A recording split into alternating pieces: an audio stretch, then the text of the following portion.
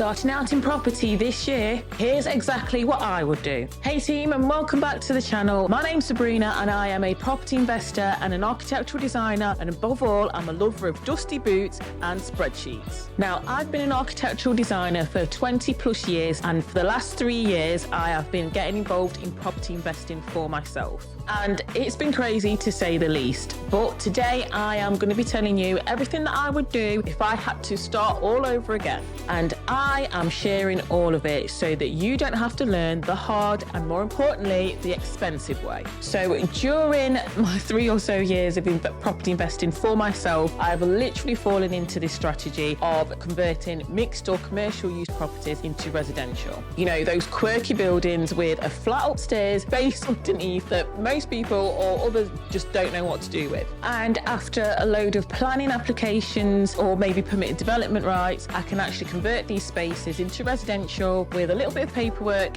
and a bit of a battle with building control. But we'll get more into that later on in the video. So guys, I love this strategy because they're a little bit cheaper, especially now with the new rules that have come into place with stamp duty and all things like that. Going through having a commercial property purchase sometimes reduce the initial cost in stamp duty. Well, there's also less competition from other investors or buyers because these might have been on the market for a long while. People probably have looked at these properties and thought, I don't know what to do with them. So therefore, all of these things means that there's potential for a huge uplift by adding value and also having that negotiation with the potential seller. But guys, it's not all sunshine and bricks. The finance can be really tricky. You've got to literally know all of your numbers and have done your research beforehand and make sure that you know the local market properly. And sometimes the local council can make the planning application seem like you are applying to live on Mars or something. You would have seen one of my renovation videos or playlists that is here on this channel. So I actually do architectural planning, drawings, building control, all stuff like that. So if you want some advice on that, or you want to discuss maybe going ahead with some services from myself in terms of architectural design, then my contact details are in the description box below. So guys, this is what I'd do if I was actually starting again now from this year. Number one is I would start lean and not flashy. I would forget having dreams about having this 10-bed HMO with ensuite in every room. What I would do is instead start small, because even if you start with a small flat or something like that, if you do your research well, has the potential to be gold dust. And I'm not just talking potential profits. If you start small, like the first ever renovation or project that I documented on my channel, this helped me learn and make sure that I had the right processes in place in terms of the renovation. This helped me develop my project plan so that I knew that I planned out everything that I need in terms of time, cost and quality. So I had my program timed out and scheduled out where I needed all of my workers and all of my tradespeople, things like that. I had that all scheduled and planned out on that, and that is via this project plan. I also listed off all of the renovation costs, so I knew my figures from there, and I also looked into the local market, researched that and potentially what I could be renting this flat out for. So I worked out my ROI versus my initial cost of the renovation, obviously the fees and everything like that at the beginning versus what I would be getting from the investment long term. And I worked all of this out and all these systems on a smaller project first and then began to scale. So I made any mistakes that I needed to make. I knew that it was mitigated against. It would be lower because it would be on a smaller project, and I learned from that as I moved on. And guys, incidentally, if you do want to download this project plan, there is a link in the description box below where you can actually click on that and you can get this completely for free. It also helped me have a process in terms of change control and how I managed any changes like during the project. So I made sure that I looked at changes to the project in terms of, again, time, cost and quality. So I knew the effects that it would have on the project in terms of program, whether it would put me back at all any days, whether it would put my end date of finishing the project back any further, whether it would incur any costs further on, or whether it would affect the overall quality of the renovation. And that just helps you to make a decision, and you're not just making a snap judgment in the moment. You're not just doing something on a whim, which could have unforeseen knock-on effects if you don't make sure that you plan that, and ultimately it can add to your scope creep. It also helped me hone in a process that I had towards managing risk as well initially. So I have also got a section on this project plan that deals and tackles with risk. So it helps you look at risk register, and the more you do this and you write this down and you have these things like a risk register, it can help you assess exactly what you need to do on a renovation as soon as you're at the very beginning. Even when you're initially going to that viewing, you can say, right, potentially. And this type of information is invaluable, especially if you're a remote investor, because it helps you to you won't have that initial knowledge of tradesmen in that area. That can help you build up a library of something that you can refer back to for costs, and ultimately it'll help you negotiate. It'll help you know straight away whether the prices that any of the tradesmen are quoting are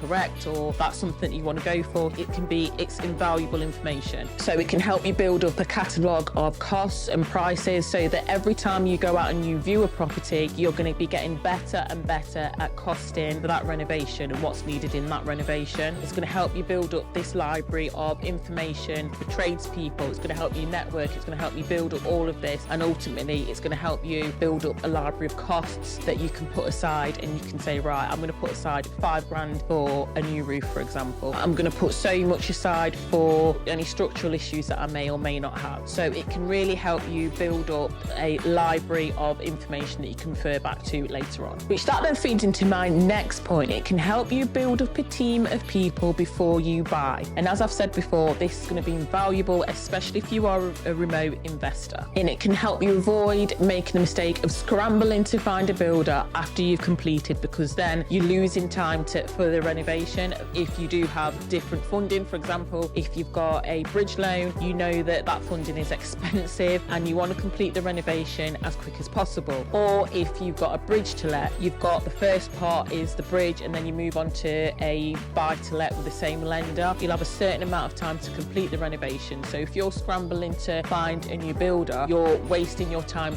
that you need to be completing the renovation before that date of you going on to the next stage of that funding. And if you are having trouble costing up, you can use a QS, and also it's great to have a really, really good solicitor, strong legal team behind you as well, because that is the one thing that it is like a foreign language to me, even till this day. And this leads me on to my next point. You need to analyze the data like a cold-hearted robot. As I've said, your spreadsheet is your best friend. You're just going to take all emotion out of it. If you get this right, this is going to tell you whether you potentially could make a profit or a loss on this project. Obviously, it can't predict the future, but we can mitigate against any type of loss as much as possible if we keep our emotions out of it and actually use and work things through on a spreadsheet. Again, I've got a project plan. The link to that is in the description box below. This is something that I'm learning every single day. It is actually understanding the business of property. This is a huge one. It's not just about bricks and renting out. It's about managing cash flow, taxes, legalities, and more importantly, it's about managing people, human beings, your tenants that are in your actual properties. This is the one superpower that we have as small investors or small landlords, or we are that human touch to our tenants. So for example, alongside all of the legal documents that you need to give to your tenants and the inventory reports and all these things that you have to do when you're renting out your property, I also give my tenants a home user guide as well. That details what to do in an emergency. I kind of almost class emergencies as red, amber or green. More importantly, it's going to show that you actually care to your tenants. They're going to see that and think, wow, there's actually a process here for me sort of reporting repairs, leaks or emergencies. And it's going to really help you in the long run. It's going to stop you getting random calls in the middle of the night if you are self-managing for something that the tenant can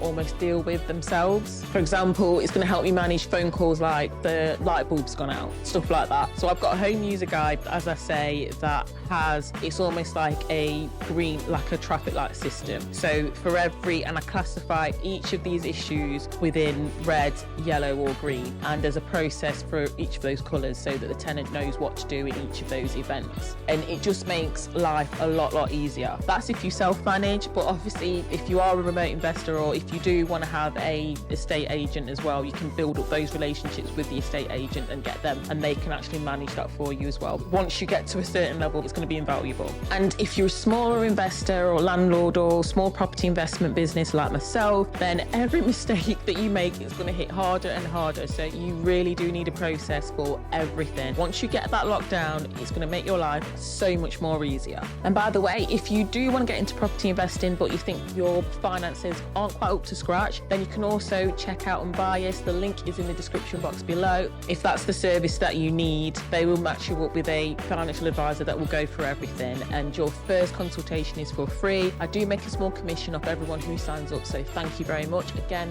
the link is in the description box below. Thanks. And guys, also you can also reach out to my mortgage advisor. Her details are in the description box below as well. So guys, I will be sticking to my property investing 5-year overall plan, and that is to continue to work with mixed use properties and converting them into flats. So I'm basically still going in the flats sort of direction, but I would continue with caution. I think I'd be even more pickier about location. I'm going to stick to the pillars that I have put in place, and you'll know all about that if you've looked at my property, and you would have seen this in my property criteria videos that I've done quite a while back. I've done that. Research everything. For example, another thing as well, making sure that you know exactly, and that I know, looking at the area where I'm potentially purchasing in, or where the potential property is, looking at things like conservation areas, everything like that, because obviously that all ties into your planning, and that can impact anything that you want to potentially do with the property. You have to run everything through obviously the local authority. Keep a healthy contingency and have that separate to your risk register. That was invaluable for me on the last project that I did. That really came in handy. That helped save me on numerous occasions during that renovation. And the main thing, if you are wanting to start out in property this year, do it. Just do it. Don't feel overwhelmed by all of the Instagram reels that you see. Everyone has to start somewhere, and every one of us had to learn through a little bit of pain, or in my case, a lot of pain prior, and the pain is what helps you to learn the good bits. The mistakes that you make and the pain that gets caused is what helps you to learn and move on. And as I've said earlier on in the video, as long as you do this on a smaller project, make all your mistakes on the smaller project where the cost to that is going to be smaller than maybe the larger project, and then just hone in those processes that you've learned on the smaller one and just upscale it. Just adapt all of those processes that you've learned on the smaller project to the projects as they get bigger and bigger and bigger and grow. You can absolutely do this. It's not passive, it's not always pretty, but it can absolutely be life-changing if you are consistent, you are informed, and you are realistic for what's to come. And if you're thinking, that's great, Sabrina, but what are some of the costs involved in the funding process and everything like that? Well, watch this playlist next where I explain just that. Thanks, guys. Bye.